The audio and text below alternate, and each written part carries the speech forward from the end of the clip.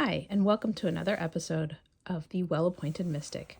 Today I'd like to talk about Rider-Waite Smith and Rider-Waite Smith inspired decks. And this is going to be really hard for me to say, so we're going to go RWS because Rider-Waite is a bit of a tongue twister.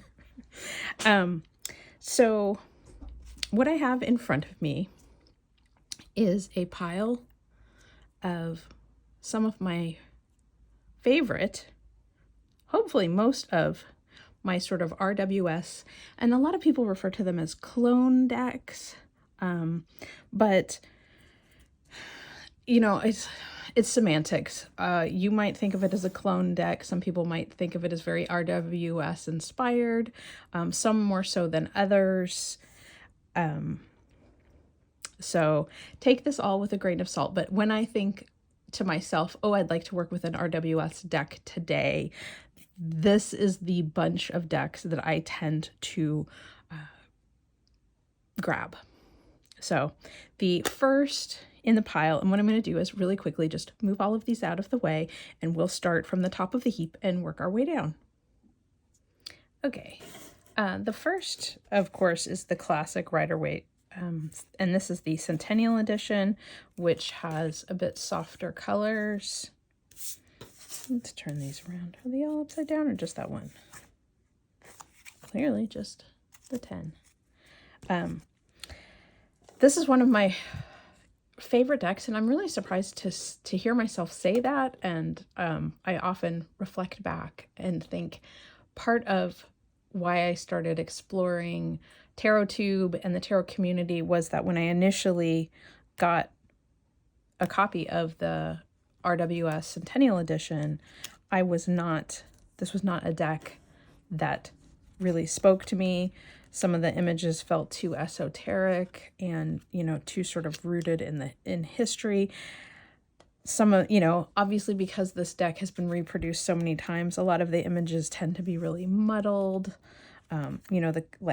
The line work is kind of inconsistent. On some cards, the black pen line work is really thick and dark, and on other cards, it's more thin and delicate. There's just a lot of inconsistencies, which may be a result of the art having been enlarged and shrunk down, in order to fulfill a need, or the pens that Pixie was using didn't quite work out. So anyway, I'm getting into the arty-farty stuff, and I apologize about that. But yeah, so when I originally bought this deck, I was like, I get that everyone says, oh, the best way to learn is to have the RWS. And then I started looking around, looking for decks that felt visually like artwork that would speak to me more directly. And the longer I'm involved in the tarot community and reading tarot cards, the more I tend to go back to the RWS, because all of the elements that are referenced in books and in other material all exist in these cards, and in other decks they're not. And so yes, you infer different meanings or interpret things in different ways, but oftentimes then I miss the little details, like the butterflies behind the King of Swords on the banner that hangs behind him, or when someone does the Queen of Wands and she doesn't have a black hat or a sunflower, like just those little things.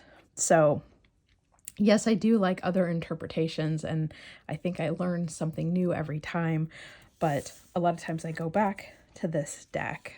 And I particularly like this little one, this Centennial in a tin, because I have really, really small hands.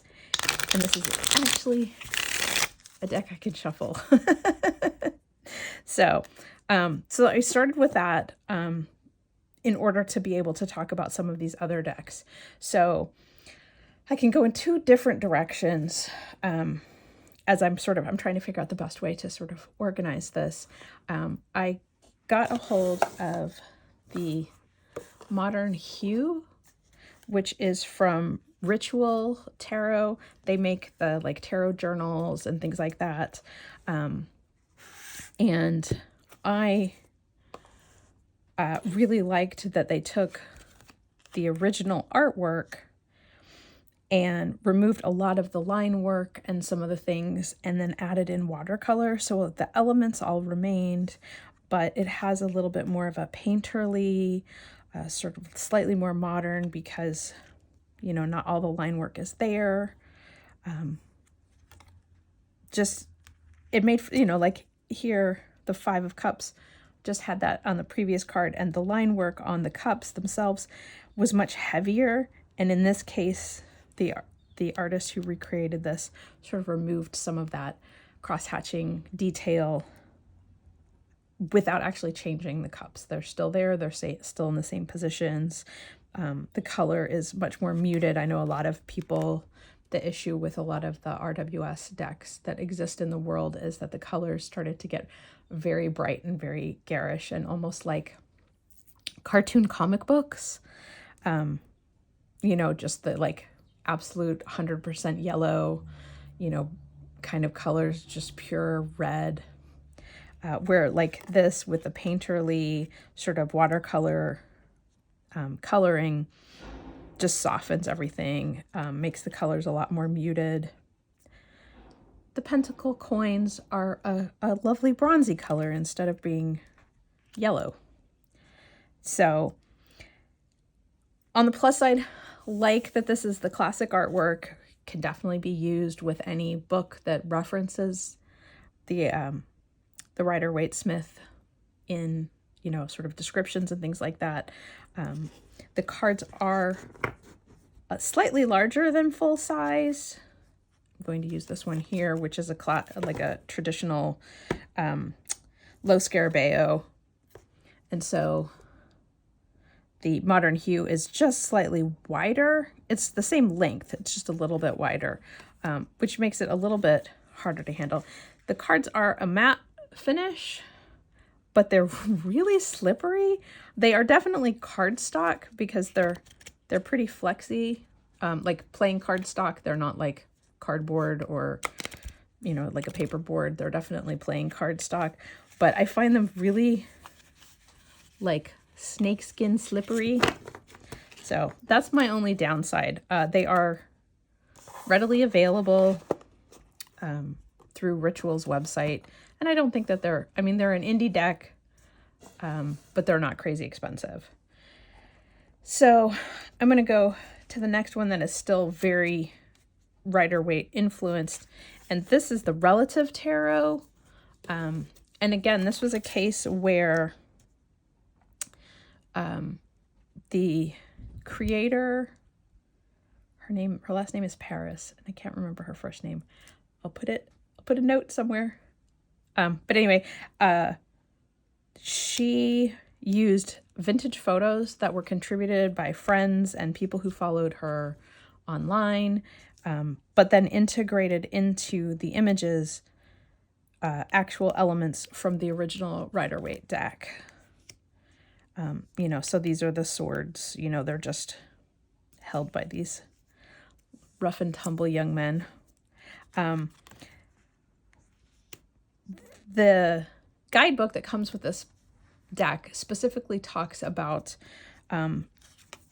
using your birth cards and sort of getting in touch with that kind of information, and includes no information about the actual tarot deck and tarot meanings and things like that. It really focuses entirely on this information. So I find that it's a deck that initially I didn't figure out the best way for me to use it, because it felt like it was very much a deck that was supposed to be used to like embrace your birth number, your birth card, that kind of thing, and less about sort of regular readings, even though it was called the Relative Tarot, which felt very much like a deck that would be great for, ancestor work or something like that. So anyway, yeah, so like, the cup here, and most of the poses are fairly reminiscent, but the key elements having something from the, like that's the crown from the Empress that's been added. The Lemnisket from the Two of Pentacles. So it's different, but it's keeping a lot of those elements, you know, the wands, the characters in the corner for the World card. So I feel like this is definitely something where if you are inspired by these vintage images, which I genuinely really like and enjoy, just moving past, like, the guidebook doesn't provide a lot of information about maybe the characters that were used for the cards or any just sort of traditional Rider-Waite Smith meanings. It focuses more on those like birth card kind of information, and that's about it. Let me put this over here. So the next up is the Golden Art Nouveau. And the thing with the Golden Art Nouveau is that for me, it's just a much more cleanly painted, illustrated version of the Rider-Waite Smith, plus the addition of gold foil. And here's the backs. I really haven't talked much about the backs. So in this case, each of the cards has gold foil in the backgrounds, but all of the poses, all of the elements are very similar to the original Rider-Waite Smith. So if you are wanting to work with something that's very classic, but this artwork's not doing it for you, like there's lots of fine line detail and, lines in this guy's beard and just, it's just more finely crafted. So I feel like it's definitely, like, for me, aesthetically, I find this much prettier. Wherever you are, Pixie, please don't be mad at me. You did the best you could with the tools that were available to you at the time. Yeah, so, all of that to be said, like, this is a deck that I ended up using quite a bit when I was first working daily with tarot, so much so that I actually have the miniature version of this deck as well. And while it does include gold, it is not gold foil in the miniature version. It's just a gold color. So if bling, like a lot of bling on your cards, is not your thing, the miniature deck is really nice. And it is, I actually think it's a little bit bigger than the Tarot in a Tin that US Games does, because it's a Lo Scarabeo mini deck. So I think these are lovely cards. All the details are there, and maybe more details. Like, honestly, is the King of Cups wearing a gold fish necklace in the original Rider-Waite Smith? I'd have to go back and look, but that's such a lovely detail. I really like that. It harkens back to the page and his little fish in his cup. So anyway, again, I go back, I really do like the Rider-Waite Smith, and I didn't think I'd ever hear myself say that. And so many people are not a huge fan. So I'm always tickled to sort of be the oddball out. So this one is a jewel, a gem in my collection. This is the Magical Tarot, and what is so spectacular about this is that the artwork was created by Stasia Burrington, who does the Saucerobito Tarot. So if you love her artwork, she did a Rider-Waite Smith deck. They are that same simple line work drawings, but there's that lovely charm that she adds to her figures. Like, look at his sweet face. Like, he does, yes, he has all those cups, just like the Nine of Cups, but he doesn't look as smarmy as the original Rider-Waite Smith guy. He looks more like he's in control. He's got his cups in order. So yeah, again, this is a case where the guidebook that comes with the Magical Tarot only focuses on the major arcana, and it focuses on using tarot for spell work, magical work, and doesn't really go into detail about using the deck for tarot readings. So I think it tends to get overlooked because it's not necessarily sort of a traditional reader's tarot deck. You know what I mean? Like, it's a deck that was sort of a deck and book guidebook that were created specifically to talk about tarot for magical use. And so the book focuses just on majors. So yeah, but this is one that I really like to use to read for other people because it has the familiar icons, but presented in a way that's a little less esoteric. I mean, that little death is kind of cute. He's kind of sweet. That I just feel like it adds. He's still, you know, the devil's still a little spooky, but these two don't look quite as frightened about their situation. So yeah, I just think it's a fun deck. And if you are a fan of Stasia Burrington, then just from a standpoint of like collecting all the things, I do recommend it for that. But again, like the guidebook doesn't really help you out a whole lot.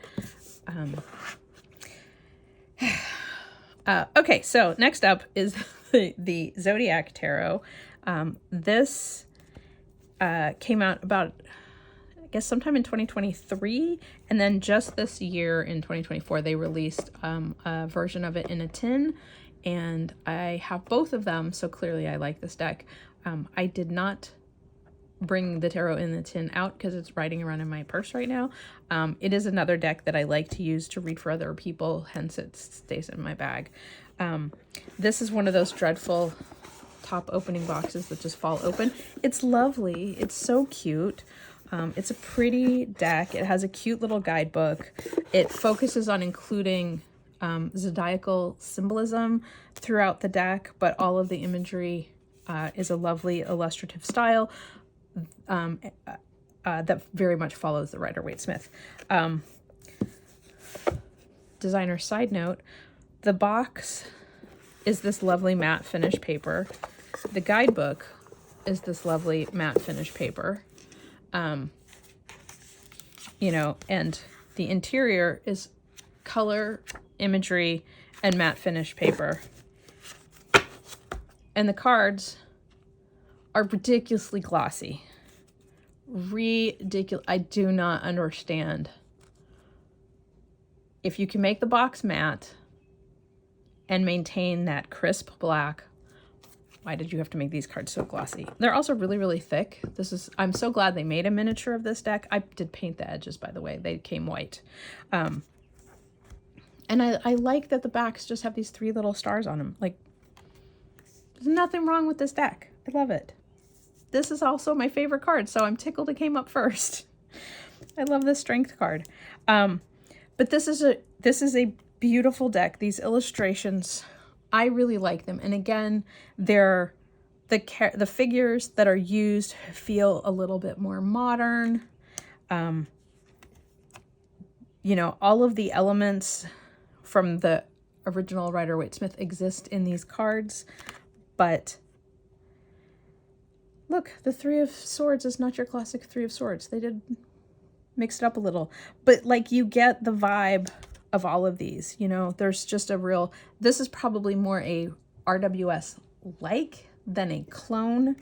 So I'm definitely moving away a little bit, but there's enough similarity that I think someone who's looking for their second or third deck, this is a great option. It has all of the feeling. I just think it's a beautiful deck. And I know, again, it's all a case of like, what's your favorite art style? This is my favorite. So it's all a matter of what you love and what rings true to you. For me, this is like these characters all feel. The star card does confuse me. Why is this the one character that doesn't have a face? She has a star for a head. All the other characters have real heads. It's also a touchy point because I really like the star card. So, But yeah, so there you have it. I will say that one thing I think I did notice going through this, and I think this comes from the fact that the creator of this deck is from, like, I think maybe Italy or something. But most of the figures in this deck are fairly white. Oh, I guess the Six of Pentacles has a moon for a head, so. But there's not a lot of skin color diversity in here, which is, I mean, there's a little bit, but I would have liked to have seen a little bit more in terms, there's just a lot of pink people. I would have been okay with the people having a little more color variety. But anyway, this is one of my favorites just because I really like the illustration style, and, you know, like I said, that it will vary. Everyone has different tastes. These are my tastes. So, okay, so the next up will be the This Might Hurt and the Modern Witch Tarot. Now, in my head, these are very, very similar decks. They take a modern slant on the Rider-Waite Smith. You know, the figures. Let's see. Gotta find a way to do this so you can actually see them. There you go. You know, the Chariot is on motorcycles. The King of Pentacles is, you know, you see a city scene in the background, and he's wearing sneakers and looks like he's sitting in a city park.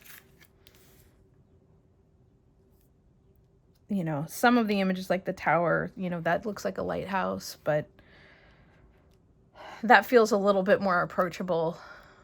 And also reminds me a little bit of Dead Boy Detective, if you guys are watching that. Super fun. But yeah, you know, I mean, there's a lot of color diversity. You know, it just, in all cases, the characters in both decks feel a lot more modern and accessible. There's a lot of body diversity, color diversity. The question really just becomes which of these decks speaks to you more. I know that the swords use basically like what looks like knives or pocket knives in the This Might Hurt, which might be a bit much for some people. I'm not sure what they use in the Modern Witch. Let's see if we can find one. A lot of pentacles. This may actually just be in order. Oh, it is. These use more of the classic swords here. So again, this one probably, the Modern Witch probably feels more like the classic Rider-Waite than the This Might Hurt. But it's real, I mean, the bunny, although it's a jackalope over here. But so I remember spending days trying to decide which of these decks I was going to purchase. And clearly you can see I've made my decision and just bought both of them, because I do feel like they speak to different people. And so often, like, I did a reading for a friend and I think I pulled both of them out and let her decide, and she picked the This Might Hurt, and so much so that now she owns a copy of it herself. So it was definitely a deck that that spoke to her. She actually, I think, got the Chariot, and she's like, the figure on the two motorcycles, and felt like she was being pulled in two different directions. Like, really, like, she already intuited her own meaning just by seeing that I think maybe a classic Chariot card would not have given her the same kind of reading. So this is the indie, just for clarification, this is the indie version of the This Might Hurt that had the foil edging. This is like a, what did you call it? Like an oil slick. So it's that like gray purple kind of oil slick edge. And then the Modern Witch, this is the classic mass market. I've never done anything like paint the edges or anything with this. I know a lot of people have issues with this deck in particular because it is very glossy, and the card stock is very stiff. So I have to just hand over hand this one to shuffle because I can't riffle it at all. It's just too stiff. So there's that. Okay, I have one last deck, and it is the weirdest deck in my collection. I mean, I say that I love this one, and I was so happy to be able to get it.